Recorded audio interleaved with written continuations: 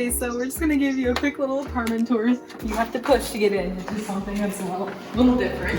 So swipe again. And then we're just gonna go into my room. Swipe again.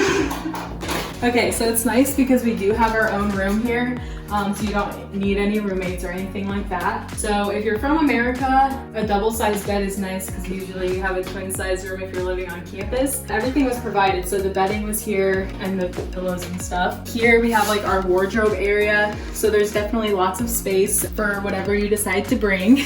And then we also have our own bathroom, so own shower, own toilet and sink. Comes with like a little storage area for any of your bathroom items.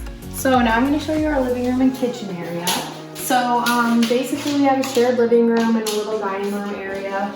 We got a TV with our room, couches, seats, things like that. The kitchen area, we were provided with plates, cups, mugs, toaster, tea kettle, fridge, freezer, things like that. So we buy all our own groceries and they provided us with the utensils to cook with. So we cook a lot of our own meals here. You have to use switches to turn on most of the outlets and the stove and the oven. And then the outlets are the same. So you have to turn on the outlet to make the appliances work. And then light switches are just regular light switches.